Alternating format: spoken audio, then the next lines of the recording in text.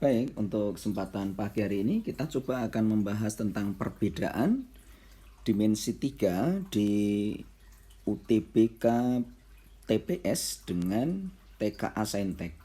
Nah, soal tipe dimensi 3 di TKA itu tipenya mencari jarak. Mencari jarak tetapi menggunakan hukum kosinus ya.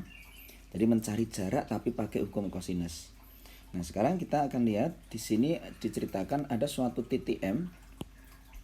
Jadi titik M itu terletak pada AG dengan perbandingan 1:5. Dia mengatakan begitu, terus tanyakan jaraknya M ke C. Tanyakan M ke C. Nah, ini kan dia sudah menentukan titik M dulu. Kemudian ditanyakan jaraknya ke C, dan kita tahu di sini tidak tahu kalau itu siku-siku atau tidak. Berbeda masalahnya kalau ditanyakan jarak titik C ke AG. Kalau C ke AG berarti harus tegak lurus, karena belum ditentukan titik yang dituju. Nah, di sini sudah ada titik yang dituju dulu. Karena titik yang sudah ada, kemudian ke MC, dan kita tidak tahu ini siku-siku atau tidak, maka jalan yang terbaik menggunakan hukum kosinus. Nah, caranya begini, ya. Jadi kita mencari jarak M ke C itu tak misalkan saja adalah T ya. Adalah T. Karena kita tahu bahwa kalau di sini 6 ya, BC 6, kemudian AB 6 itu kan artinya 6 akar 1 ya. Artinya 6 akar 1, 6 akar 1, maka panjang AC-nya adalah 6 akar 2 ya. Ini AC-nya 6 akar 2, sedangkan ini 6 akar 1. Dan ini pasti siku-siku ya. Maka karena ini siku-siku, 6 akar 1, 6 akar 2, ini kalau saya ambil ke sini, maka sisi miringnya si AG itu adalah 6 akar 3. Kita dapatkan angka 6 akar 3, perbandingannya 1:5, berarti ya 1 akar 3 sama 5 akar 3. Nah, kita akan menentukan T-nya. Untuk menentukan T-nya, ya kita berikan saja sudut lah, bisa di sini, bisa di atas ya. Gak apa-apa, misalkan di atas adalah alfa ya.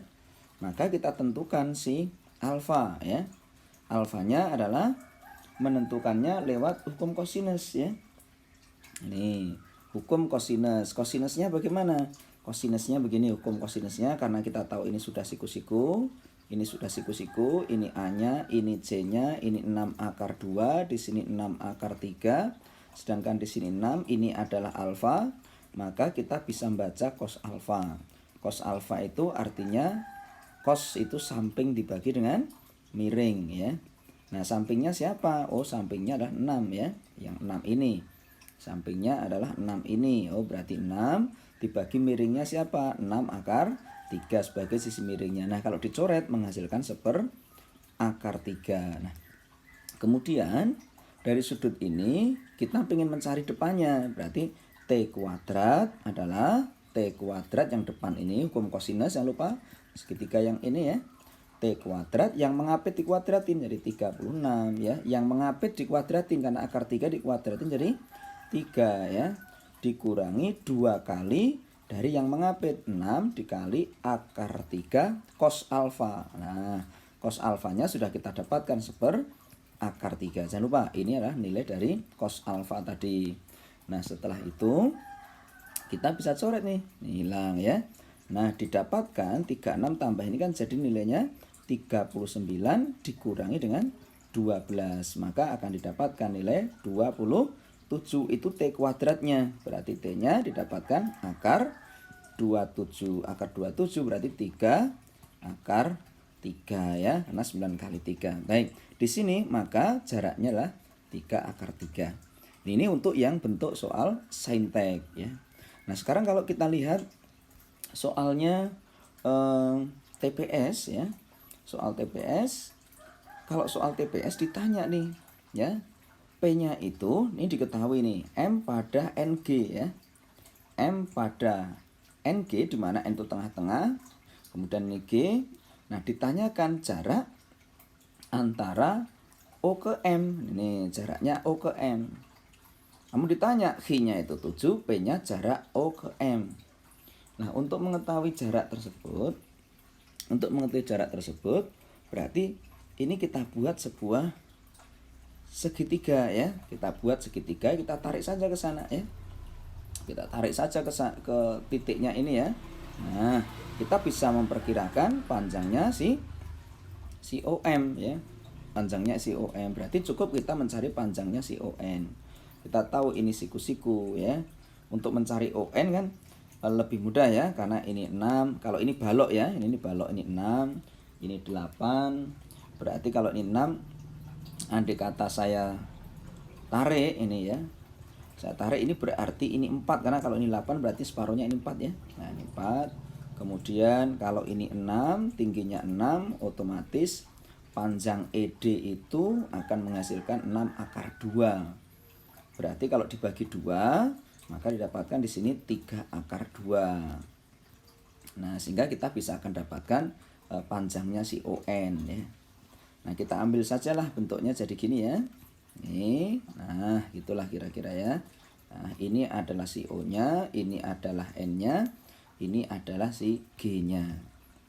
Nah, ON kita akan dapatkan panjangnya ON. ON itu panjangnya adalah akar dari 4 kuadrat 16 ditambah 3 akar 2 ya, jadi 18. Ini berarti kita dapatkan akar 34. Nah, di sini ini akar 34.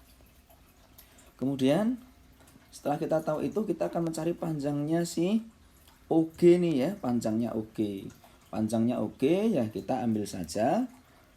Di situ ada sebuah segitiga ya. Ini sebuah segitiga bentuknya gini ya. Nah, segitiga dengan bentuk kita cari ya, ini H, ini siku-siku, ini adalah G, ini adalah O-nya ya. Nah, sekarang kita panjang OH-nya yaitu 3 akar 2. Nah, sama dengan panjangnya si OE ya. Sama dengan panjangnya si OE. Nah, 3 akar 2, kemudian HG-nya diketahui 8. Maka panjang OG-nya bisa didapatkan akar ya, kita kuras 64 ditambah 9 kali 18 ya. Berarti akan kita dapatkan besarnya akar dari 64 ditambah dengan 18 ya, berarti ini 2 ya. 81 jadi 82. Berarti ini adalah akar 82. Karena M itu pada NG, M itu pada NG, dan kita tidak tahu ya, M-nya bisa di sini, bisa di sini M-nya ya. Ini bisa di sini ya. Ini jadi bisa pindah-pindah gitu ya. Jadi M-nya itu pada MG. Ini pada MG itu ya maksudnya bisa di MG-nya di sini, bisa di sini. Nah, berarti dia dalam rentang. Nih ya, jadi OM-nya itu di antara itu. Sehingga bisa kita simpulkan panjangnya O ke M itu berarti rentangnya di antara ya, di antara akar 82, karena di antara ya, akar 82 sampai akar 34 gitu ya. Jadi di antara itu. Ini M-nya ya, ini M-nya terletak di situ, berarti antara di akar 34 sampai akar 82. Nah, di sini Hi, siapa Hi itu? Hi itu adalah akar 49. Oh, berarti kalau begitu Hi-nya itu terletak di antara keduanya. Jadi di antara keduanya itu berarti posisinya Hi itu ada di antaranya. Sehingga karena di antaranya, maka jawaban tidak mungkin A, karena OM itu kan si P ya. Berarti kalau yang A kan P lebih dari Q ya, berarti ini bukan ya. Nah, kalau ini kan P kurang dari Q, tidak juga ya. P sama dengan Q, tidak juga. Berarti D yaitu tidak ada hubungannya ya, atau tidak, informasinya tidak cukup ya. Ini tidak cukup hubungan, maka jawabannya adalah D, karena berarti di sini dibutuhkan posisi titik M itu posisinya ada di mana ya. Nah, sekarang selanjutnya nih soal yang berbeda. P kuadrat jarak N ke H ya. N ke H. Nah, jaraknya N ke H mana ya? Berarti N ke H kan ini jaraknya ya. Ya, ini N ke H ya. Sedangkan kita tahu ya, kalau rusuknya ini 44, otomatis panjangnya adalah 4 akar 2 ya. N ke H itu loh ya. Ini kemudian ini juga sama kan? Nih ya. Nah, kalau di sini itu 44, ini 4 akar 2, di sini 2 akar 2 ya. Nih ya. Kemudian kalau ini 2 akar 2, ini siku-siku ya. Kemudian ini itu 6 ya. Maka panjang HM ya, kalau panjangnya HN, ini NH atau H ke N itu tentunya HN itu sama dengan akar 36 ditambah dengan akar 8 ya, karena 2 akar 2 kalau dikuadratin jadi 8, maka didapatkan akar 44 ya. Sedangkan yang tadi 4 akar 2.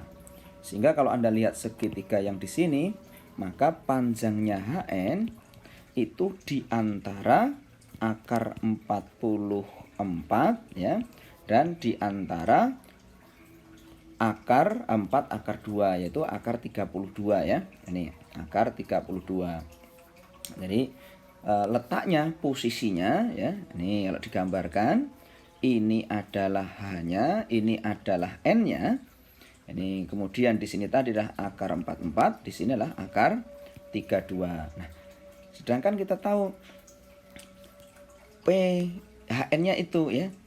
Nah, tetapi di sini P itu adalah kuadrat jarak dari HN. Nah, ini kalau dikuadratin, kuadrat jaraknya, maka HN kuadrat itu jaraknya, ini itu berarti antara 44 sampai 32. Itu posisi sebagai titik P-nya. Ini sebagai P-nya. Nah, sekarang kalau begitu, H-nya itu 45. Nah, sedangkan 45 ada di kanannya.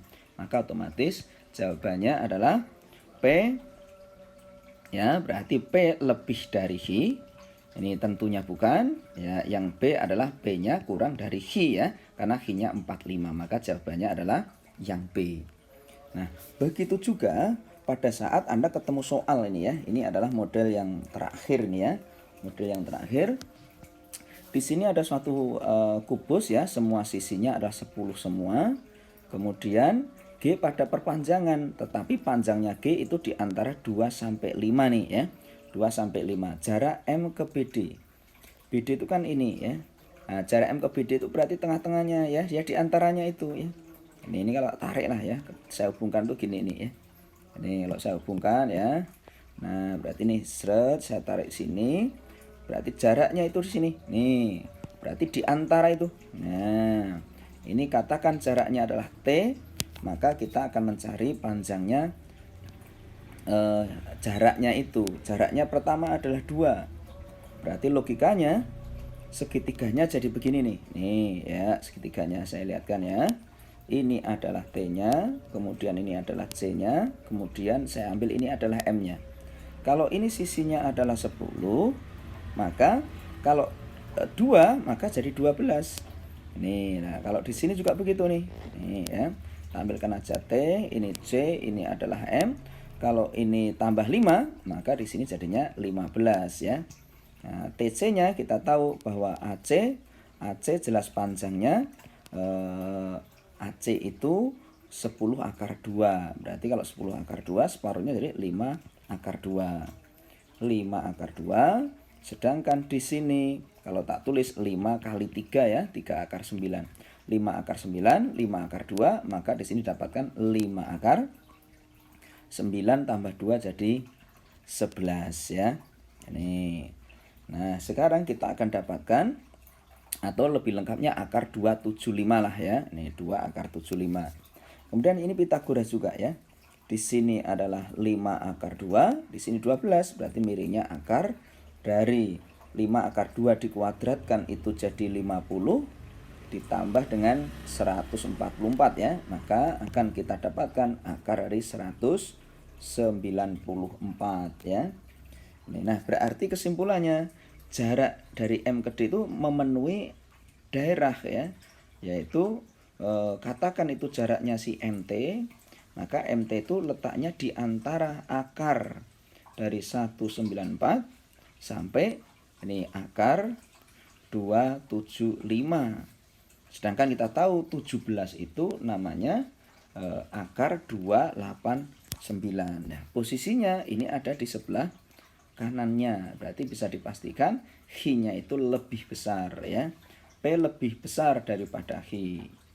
Ini P-nya lebih kecil daripada H-nya ya. P lebih kecil daripada H-nya. Maka kesimpulannya P kurang dari H. Maka ini terletak di jawaban yang B. Demikian perbedaan dimensi 3 yang ada di TPS ya. Ini yang di TPS. Kalau di TPS itu mengandung jarak ya, hanya jarak rentang.